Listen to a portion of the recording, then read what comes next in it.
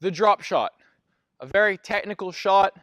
Got to be a little bit of a magician in a way, disguising your shot. So as the ball comes to you, what you want to think about is there's really two ways to hit a good drop shot.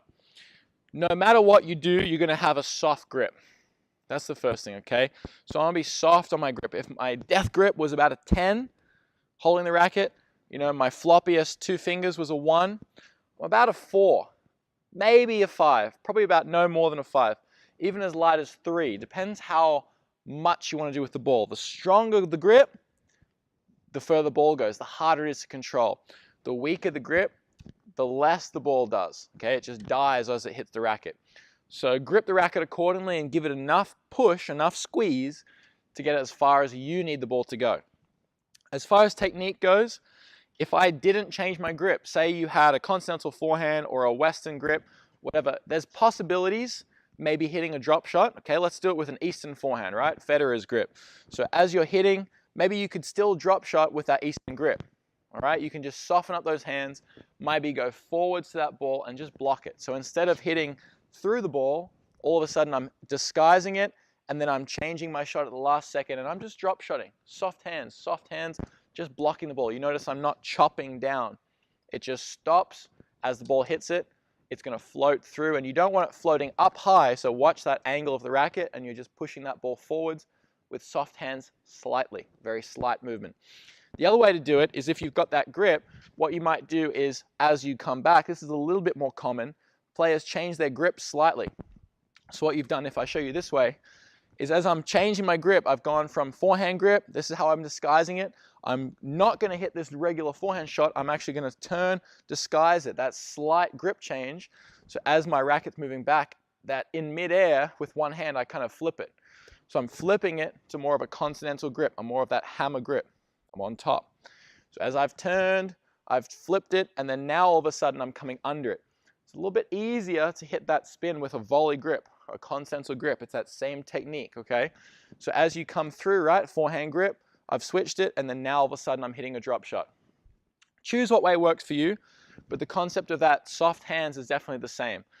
I personally wouldn't even like changing because I felt that gave them an extra split second of a read on what shot's going to come next, because you can watch your body language. If someone's doing this, they're obviously hitting a short ball, a soft ball. Someone's winding up like this, obviously it looks like they're just going to hack the ball and really hit it hard. So these little tells, you're playing poker a little bit with this. Drop shot, extremely fine finesse drop shot, poker kind of shot, right? So as you're changing that grip, I personally wouldn't like to do that, but it's totally fine. It's really up to you. Try and change it, or if you don't, that works as well. Just soften up those hands, okay? Now you notice where I'm standing on the court. Last thing, that's the technique to it. So instead of winding up and slamming it, you're winding up and just softly changing it at the last minute. If you start too soon, they're obviously going to know. So you got to play around with that to see how much you can get away with as far as disguise goes. Where I'm standing is important because instead of attacking the ball and crunching it, now this is where you're going to try and trick them. So it looks like I'm going to crunch it because I've got the easy ball. If I did this same shot from back here, it's probably not your best option because I'm so far from the net, the ball's going to take a lot longer to get to where I need it to be.